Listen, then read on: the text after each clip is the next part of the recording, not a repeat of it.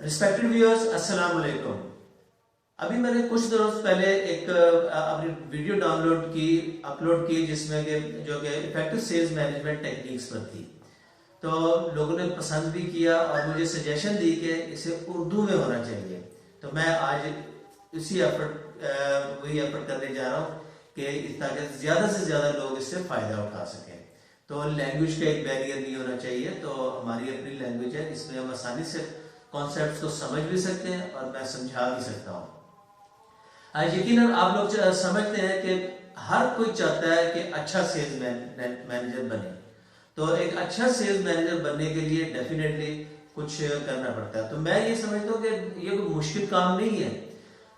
By applying few techniques, छोटे छोटे tips इस्तेमाल करते हुए आप एक अच्छा सेल्स मैनेजर बन सकते हैं। तो यही आज मैं डिस्कस करने जा रहा हूँ। तो यकीनन ये ना सिर्फ यहाँ पर बल्कि वर्ल्ड वाइड एक बड़ी टीम बनाना, एक स्टार टीम डेवलप करना एक बड़ा चैलेंजिंग टास्क है। और ये चूंकि इम्पोर्टेंट चीज भी है, क्योंकि ये सेल्स रेवेन्यू जनरेटिंग यूनिट है, इसलिए हर कंपनी के लिए ये इम्पोर्टेंट काम होता है कि सेल्स टीम को इफेक्टिव होना चाहिए। जितनी अच्छी सेल्स टीम काम करेगी उतने रेवेन्यूज जनरेट होंगे। तो that's why we can say कि अच्छी टीम और कामयाब टीम अगर होगी तो कंपनी उतनी तरक्की करेगी। डेफिनेटली ह्यूमन कैपिटल जो सबसे इंपॉर्टेंट सोर्स है किसी भी ऑर्गेनाइजेशन का, और ये बड़ी पावरफुल सोर्स है, लेकिन इस सोर्स को मैनेज करना उतना ही डिफिकल्ट टास्क है। ये सबसे मुश्किल काम है। तो अगर इसे इफेक्टिवली यूज कर लिया जाए तो एक स्टार टीम, सेल्स टीम बन जाएगी, और अगर इफेक्टिवली यूज नहीं किया गया तो ये ऑर्डिनरी टीम रहेगी। तो कहने का मकसद ये है कि जब हम लोगों को इफेक्टिवली यूज कर लेते हैं तो यही हमारी पावर है। और फिर बाकी टीम स्ट्रक्चर, बाकी चीजें इतनी इंपॉर्टेंट नहीं होती जितनी पीपल मैनेजमेंट है। अब यहाँ पर लोगों को मैनेज करने के लिए बहुत सी टेक्निक्स है, बहुत कुछ कहा जा सकता है। मैं फ्रैंकली स्पीकिंग ये कोई साइंस नहीं है कि जिसमें 2 जमा 2 फार्मूला कह करके ये 4 हो जाएगा। तो this is not possible in this way. लेकिन ये कोई घबराने वाली बात नहीं है। बहुत सी थ्योरीज डेवलप हो चुकी हैं, बहुत सा काम किया गया है सेल्स मैनेजमेंट टेक्निक पर। तो और इसी बेसिस पर बहुत सी थ्योरीज डेवलप हुई हैं। तो मैं इन्हीं सेल्स मैनेजमेंट टेक्निक्स को आपसे के साथ शेयर करूंगा, जो कि इन थ्योरीज के थ्रू एक फ्यू पॉइंट्स की सूरत में सामने है, और ये बड़ी सिंपल टेक्निक्स हैं। तो इसको इस्तेमाल करते हुए आप एक टीम को एक प्रोडक्टिव टीम बना सकते हैं। इससे पहले कि मैं अपनी बकायदा प्रेजेंटेशन में जाऊं, मैं आपसे अपनी एक स्टोरी शेयर करना चाहता हूं जिसने मेरी लाइफ को रेवोल्यूशनाइज कर दिया रिगार्डिंग सेल्स मैनेजमेंट। तो मैं एक मल्टीनेशनल कंपनी में, बहुत बड़ी मल्टीनेशनल कंपनी वर्ल्ड वाइड है, तो उसमें मैं काम करता था एज ए ट्रेनर। अक्सर मैं सेल्स के लोगों को ट्रेनिंग देता था। तो लोग मेरे पास आते हैं और कहते हैं नवीद यार बहुत अच्छी ट्रेनिंग्स है तुम्हारी, हम इंजॉय करते हैं इसे, लेकिन ये जो कॉन्सेप्ट्स हैं ये हमारी खास तौर पर एनवायरनमेंट में, इन पाकिस्तानी एनवायरनमेंट, ये सारी चीजें इतना अच्छा काम नहीं करती। हमें वही एक अपनी पावर को यूज करना पड़ता है, sometime even abusive language use करनी पड़ती है। तो इसके बगैर गुजारा नहीं करता। बात मैं भी डाउट में पड़ जाता था कि शायद वाकई ये सारी इमेजिनरी चीजें, किताबी बातें हैं और ये इतना अच्छा काम नहीं करती। लेकिन एक वक्त आया, कुछ अरसे के बाद मुझे एक चैलेंजिंग टास्क दी गई। एक बहुत डिफिकल्ट टीम थी, बहुत बर्नआउट इश्यूज थे उनके, और lots of concerns and problems उस टीम में थी। तो मुझे ये कहा गया कि इस टीम को आपने प्रोडक्टिव टीम बनाना है। अब अच्छी कंपनी है, यही काम करती है कि लोगों को डेवलप करें, बजाय इसके कि फायर करना तो आसान काम होता है, लेकिन उनको डेवलप करें। अब मुझे वाकई ये मैंने सोचा कि ये अपनी जो इफेक्टिव सेल्स मैनेजमेंट टेक्निक जो कि मैं आज तक लोगों को पढ़ाता आया हूँ, तो इसे आज इस्तेमाल करने का मौका मिलेगा और मुझे भी पता चलेगा वाकई ये काम करती है या वाकई ये एक बुकिश बातें हैं। तो मैंने ट्रू स्पिरिट में उन टेक्निक्स को इस्तेमाल किया, और यही वो टेक्निक्स थी जिसने मेरी टीम को, उसी जो एक प्रॉब्लमेटिक टीम थी उसको एक बहुत कामयाब टीम बनानी है, तो आपको हैरानगी होगी कि जिस वक्त मैंने इन चीज़ों को अप्लाई किया, इन टेक्निक्स को अप्लाई किया, तो मेरी टीम ने ना सिर्फ इफेक्टिव रिजल्ट्स दिए, बल्कि जो ग्रोथ है वो 60% ग्रोथ दी थी विद इन 5 मंथ्स। तो उस ग्रोथ का जिसे आप अंदाजा नहीं कर सकते कि ये एक अमेजिंग ग्रोथ है एक उस पोर्टफोलियो में जो कि ऑलरेडी मैच्योर मार्केट है। तो उस हिसाब से ये बहुत बड़ी कामयाबी थी। तो इस पर्टिकुलर इवेंट ने मुझे कॉन्फिडेंट बना दिया कि वाकई ये जो सेल्स मैनेजमेंट टेक्निक्स है जो मैं लोगों को पढ़ाया करता था वो वाकई काम करती हैं। तो अब हम इस चीज पर आ जाते हैं कि वो टेक्निक्स हैं क्या। तो आप इसे देखिएगा और इसको जरूर अप्लाई कीजिएगा, अपने पास नोट करके रखें। You will get a lot from this presentation. तो इसको मैं 2 हिस्सों में डिवाइड करूंगा। एक तो मैं 4 skills that are required for effective sales manager.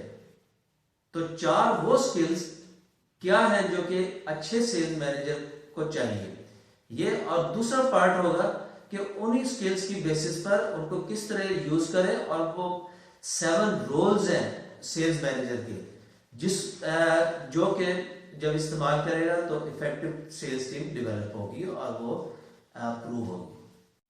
तो सबसे पहले 4 skills that are required for an effective sales manager. These are number 1 analytical skills, number 2 coaching skills, number 3 leadership skills and number 4 people management skills.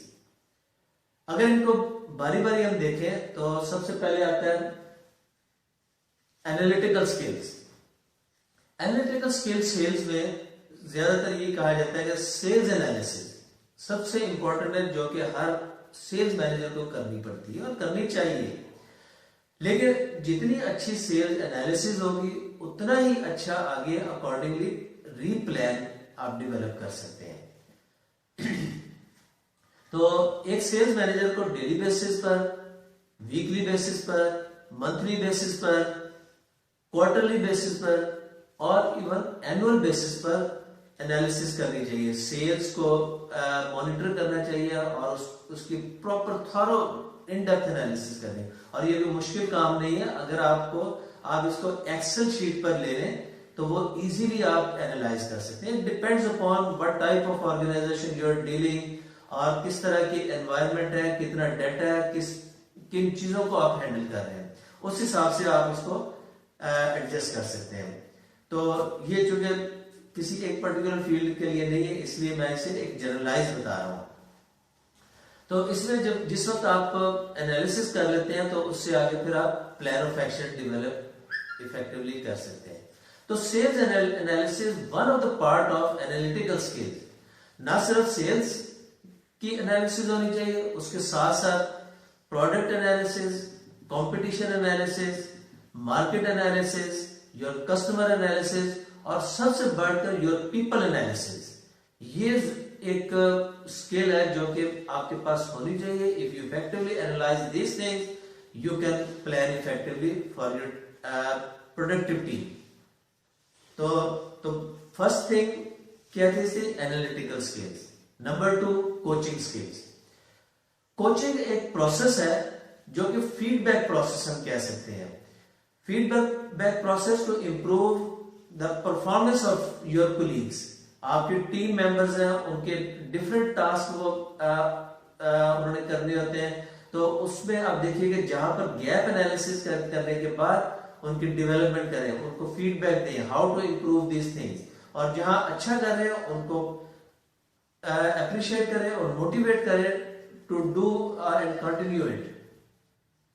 तो coaching जो है वो आपकी team को के डेवलपमेंट लेवल को इंप्रूव करती है, हायर लेवल तक ले जाती है, डिजायर्ड लेवल पर ले जाती है और यही desired level will lead towards effective sales team. तीसरी चीज है लीडरशिप स्किल। एक अच्छा लीडर में के पास विजन होना चाहिए, उसको पता होना चाहिए मैंने कहां जाना है, मेरी डेस्टिनेशन क्या है। तो एक अच्छी विजन ना सिर्फ उसके पास होनी चाहिए बल्कि translate into his team vision. तो टीम विजन के साथ clear objectives, clear goals, clear directions और क्लियर एक्सपेक्टेशन अपनी टीम को कम्युनिकेट करनी चाहिए। By these things a sales manager can develop a star sales team. Number 4, people management skills. तो people management skills जैसे कि मैंने अभी पहले 3 बातें की, एनालिटिकल स्किल्स, कोचिंग स्किल्स और लीडरशिप स्किल्स, ये सब उसे लिंक करती है। तो people management skills ऑटोमेटिकली हो जाती है। तो people management skill शायद सबसे ज्यादा इंपॉर्टेंट है क्योंकि लोगों को ही अच्छे तरीके से हैंडल करके उनके डेवलपमेंट लेवल भी इंप्रूव करना है और आपने अच्छी टीम बनानी है। तो पीपल मैनेजमेंट में इंपॉर्टेंट थिंग इसको बिहेवियर और एटीट्यूड को अंडरस्टैंड करते हुए, एनालाइज करते हुए उनके बिहेवियर को मॉडिफाई करना है। और अगर मोटिवेशनल लेवल इंप्रूव हो जाता है तो ये एक स्टार सेल्स टीम बन जाती है। तो these are all skills that are required for effective sales manager. Next चीज जो है important thing is the roles of a manager. अब इन skills को कहां पर कैसे इस्तेमाल करना है वो सारा इसका आती है 7 roles of a sales manager. तो 7 roles में पहला रोल क्या होता है कि after analyzing the market, after analyzing the company economics, after analyzing people, you will have to establish a team structure.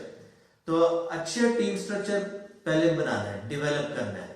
तो एक टीम स्ट्रक्चर जब बनता है, जैसे सेल्स मैनेजर है, नीचे इंस्टीट्यूशन मैनेजर है, नीचे मार्केटिंग मैनेजर है, नीचे दूसरे मैनेजर और सेल्स स्टाफ कैसे डिवाइड करना है, तो अकॉर्डिंगली एक टीम स्ट्रक्चर डेवलप करना है। Number 2 is hiring and recruiting. जिस टीम अच्छा टीम स्ट्रक्चर डेवलप हो जाता है तो अकॉर्डिंगली उनके सब पीपल हायरिंग करनी है। पीपल हायरिंग को एक बिल्कुल सेपरेटेड टॉपिक है, लेकिन मैं इसमें सिर्फ आपको ये कहूंगा कि जहां पर मतलब आपने हायरिंग करनी है, आप सबसे पहले ये देखें कि जॉब रिस्पॉन्सिबिलिटीज मुख्तलिफ टीम स्ट्रक्चर में लोगों की क्या होगी डिफरेंट असाइनमेंट्स के लिए। उन रिस्पॉन्सिबिलिटीज के की टास्क देखिए कि कौन कौन से टास्क हैं जिन पर उनकी और उसके मुताबिक क्या क्या कॉम्पिटेंसीज हैं। उन कॉम्पिटेंसीज को चॉप डाउन कर लें, 4-5 इंपॉर्टेंट कॉम्पिटेंसीज चॉप डाउन करें और इंटरव्यू में कोशिश करें उनको एनालाइज करें कि अच्छे लोग इस कॉम्पिटेंसी के मुताबिक मिल जाए। तो this is all about hiring and recruiting. तो जब अच्छी टीम हायर हो जाती है तो उसके बाद तीसरी जो इंपॉर्टेंट चीज है वो टीम डेवलपमेंट है। तो developing the team to a higher level and higher commitment. तो जिस वक्त आपकी कॉन्फिडेंट टीम बनाने के लिए आपको उसको ट्रेनिंग, उनको रिसोर्सेज, उनके टेक्निकल एक्सपर्टीज और उसके साथ साथ उनके कोचिंग, ये सब कुछ आपने साथ साथ करना है। तो develop the team to a confident team. तो ये अब आपकी एक टीम रेडी है for going to make effective sales. तो जिस वक्त अब टीम हमारी तो चौथा जो इसका रोल है वो है कोचिंग। कोचिंग के साथ आप फाइन ट्यून कर सकते हैं अपने टीम मेंबर्स को कि उनके पास जो कॉम्पिटेंसी जो गैप्स हैं उसको आप इंप्रूव करके उनके कॉम्पिटेंसी लेवल और उनका डेवलपमेंट लेवल को इंक्रीज करना है on different situations and task. तो जिस वक्त आप इनको हर छोटे छोटे टास्क को इंप्रूव कर लेंगे तो इफेक्टिव सेल्स पर्सन डेवलप हो जाएगा। और इफेक्टिव सेल्स पर्सन जब पूरी टीम में मतलब आप डेवलप करेंगे तो एक इफेक्टिव सेल्स टीम बन जाएगी। तो this is all about developing and coaching process. तो फिफ्थ इज लीडरशिप स्किल्स। तो लीडरशिप स्किल्स में वही बात है कि विजन, डायरेक्शन और उसका क्लियर गोल्स, क्लियर रिस्पॉन्सिबिलिटीज और क्लियर एक्सपेक्टेशन अपनी टीम को कम्युनिकेट करें।